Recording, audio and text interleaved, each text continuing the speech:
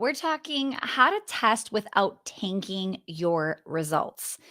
I love being around other entrepreneurs and hearing what's working and what's not, but you have to be careful. Number one, people lie, they exaggerate. They want to sound good in front of the room so they can make a strategy sound like the most amazing strategy. And sometimes it's like not even working or they're just exaggerating their results or all the things, right? Number two, people don't track. So they think it's going well, but they have no idea what they were doing before. Was it working better or not? Or if the strategy is on the rise or on the decline, right? Number three, people don't test. They don't try to outdo themselves and they settle for good enough. So when I hear an idea, I go into it as a test to try to outdo what I'm currently doing. All right.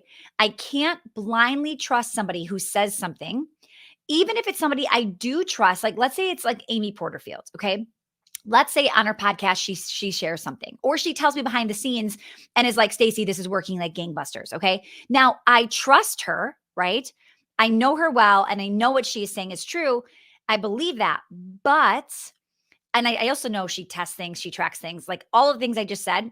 I'm not worried about that with her. What I am worried about is just because it works for her and her market and her industry and her offer and her all the things does not mean it will work for me, right? So I have to listen to what people like her or anybody in my mastermind is saying and go, interesting. Let me try it. Let me test it for me. Okay.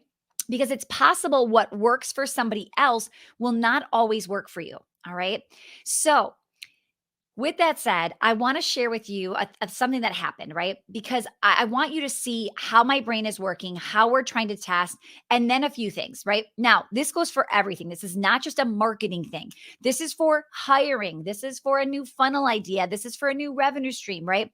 I don't just jump because somebody says you should do this, okay? Now, recently what happened was first, let me just state this because this is important too. We have a gap right now in our marketing department. Our director of marketing is no longer with us, and I am the acting director of marketing, which means I am messing up everything.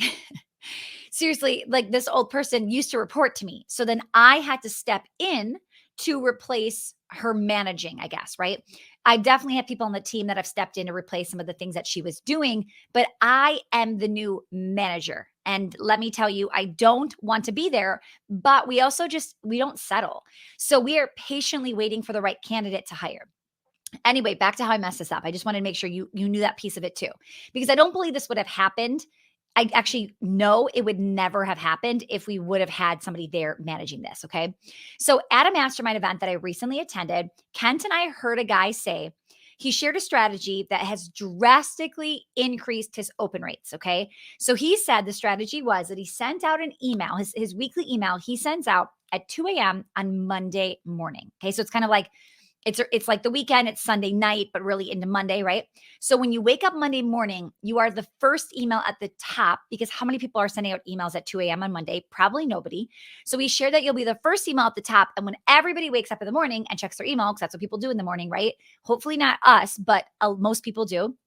So when they open their email, we'll be at the top. Okay.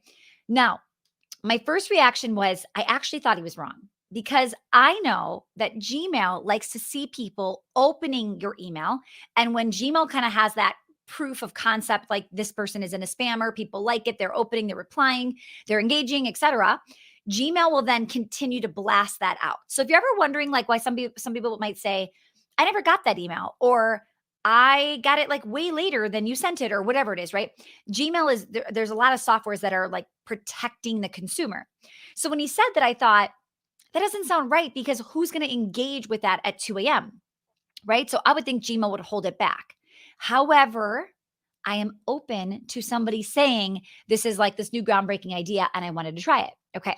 So even though I was still thinking, I don't think so, I was like, let's just see. Because if you know everything, you'd be going faster than you probably are, right? So I like to allow people to know that some people are smarter than me. Some people have better strategies than me. So I'm going to try it. Okay. Now, I am not denying that this could be working for this person.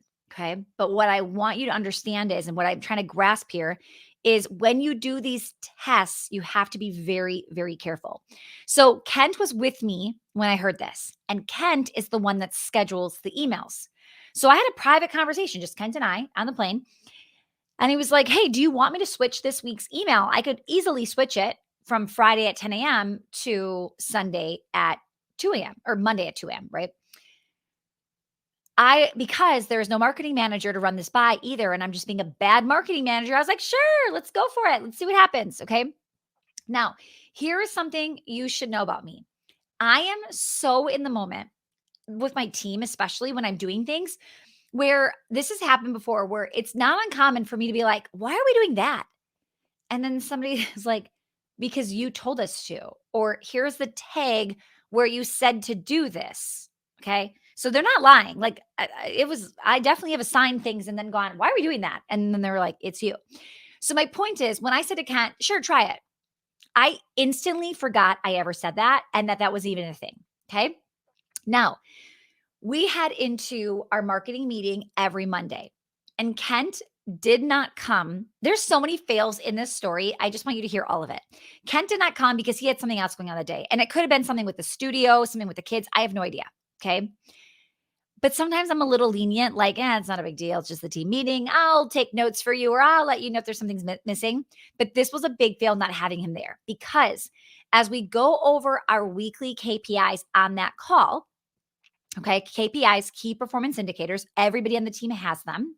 If you don't have our KPI spreadsheet as a sample, just comment under this video or DM me on Instagram KPIs and I'll get that to you. Okay. So, anyway, on our KPIs, this is our weekly email open rate we look at. That's one of our KPIs. And in that particular week, it tanked. It went from 22% the following week to 11%. So, because I forget things immediately after I sign them, I look at Amy, our copywriter. I was like, what happened? What did you write in that email? What was your subject line? Like, what's going on? Right. So she is racking her brain. She's like, I don't know. I mean, it's a pretty normal subject line that I would have normally done. I mean, maybe I just didn't pick a great subject line. Like, she's like, because an open rate, the only thing that really makes a difference in the open rate is subject line, right? So she's racking her brain. We don't really make any changes because we just think it's a fluke, and she's just going to try to write a better subject line next week. So the next week we check and the open rate is still bad. So I'm on the meeting and I'm like, okay, I'm not letting this go. Something has happened to our open rate and we have to figure this out. Okay. So I'm saying to my team, something is different. We need to sit here and figure out, what did we change in the last 2 weeks that did this to us? Okay. I shouldn't say to us. Like, trust me, we did it. I get that. So good thing Kent was on that call, because he's like, well, remember, we switched out our send out time. Like, as soon as he said it, I was like, I remembered. Like, I just didn't remember until he said it. And he's like, yeah, so I switched it to 2 a.m. You didn't say anything to me. And then I kept it. So we did the mistake again. Okay. So anyway, by the way, we went back to our regular send out time and it worked great. Okay. So it really was the problem. Now, there are so many fails in this story. I could not share this story with you. Okay. So here is where there's a million things to blame, all from me, but let's just dive deep. Number one, I cannot stay the marketing manager. I am dropping balls that I've never had to be in charge of before, right? I'm like being in charge of, like, yeah, change the email. But then I'm not like following up on like a big change that we made to see if it worked or didn't work. So that cost me money. Like, half the people opened up the email that normally open up the email. We make money from our emails. That cost me money. Okay. Number two, I should never have let Kent make that change without Amy knowing. Amy's the copywriter. If Amy would have been aware that we made such a big change, and I would have said, what happened, Amy? Amy would have said, I bet it was the open, like the send out time. We would have fixed it immediately, but we made the mistake 2 times. It's okay to make mistakes 1 time. You should not make the same mistake 2 times. It shouldn't happen. You need to learn from your mistakes. Saying that to me, but okay, right? So that was number 2. Number 3, this was the biggest mistake that I'm almost the most embarrassed about for myself. Okay. Do not replace a new strategy, somebody else's strategy that is unknown to your audience, with the strategy you have that's working. you want to add it. This is probably the most important part of this whole podcast. You want to add it as an additional test. So, for instance, if we send out emails Friday at 10 a.m. and they're working, they're doing pretty well. Instead of saying, do you want to switch the Friday to Sunday or to Monday, right? What I should have said back to Kent was, no, send out one on Friday and get a different email from Amy to send out Monday at 2 a.m. and let's test it. Because then I'll get to keep my Friday open rate and then see what happened on Sunday, right? So all it would have been, even if it massively tanked like it did, I still would have had more people engaging that week versus losing my Friday engagement. So this isn't a either or, okay? Stick with me for a minute. If you're listening to podcasts like this, you're watching YouTube videos, you're in coaching programs, you participate in masterminds, you've got to hear me say this. Your brain wants you to think that the new thing you just heard is the missing strategy. It is the reason you haven't blown up yet. It is the thing that you need, right, to scale the business. But the truth is, you don't know that. You have to test it. And you need to test it as an extra, right? So when I say this is not a, should we do this on Friday or should we do this on Sunday? Do both and see which one outdoes the other. So it's a good old fashioned split test, right? Figure out option A, figure out option B, do both of them and see. So when somebody comes to me and they're like, well, we've been doing this one event, like it's a big conversion event and it gets us a whole bunch of new customers in the month of September, but we're thinking about mixing it up and doing an open house instead. It's like, don't lose the thing that's been selling your bestseller this whole time. Add the open house as an additional thing to compare before you possibly scrap the one thing that's really, really working for you. So instead of an or, should I do this or this? Say, why not and? Why not and? Why not do this and this? That was a big thing. When I worked with Gary Vee, I went to one of his workshops. Like I got to talk to him privately and ask him a bunch of questions. And my big thing that he kept coming back to me is, why do you keep saying or? Like, why not do both? Why not and? Right? And this is that strategy. Okay. It feels so good to get that all off my chest of like all the things. Like, here's what's funny. Like, hopefully my fail for the week saves you lots of money and lots of time. But what I want you to see is even 20 years into business, I can still make rookie mistakes, right? But it's okay. Like these lessons will help me get stronger, right? They will also remind me of lessons I've forgotten. Like I know I shouldn't be the marketing manager, but I also know that there's pros and cons to that. I can hurry and get somebody in and not be happy with their performance, right? Or we can wait and know that it's just a sense of urgency of we've got to get somebody in here. Like I need a right hand in marketing and we're working on it. And in the meantime, I'm going to do my best as acting marketing manager. And I just hope that some of these tips, because I've had a lot of you listening are the marketing manager. You are not the acting marketing manager. You are actually the marketing manager.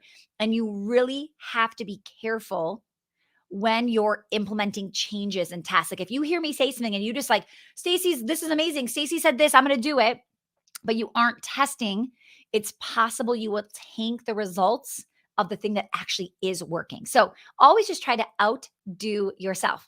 Now, if you are not a part of our free Facebook group, we have an upcoming training this Thursday.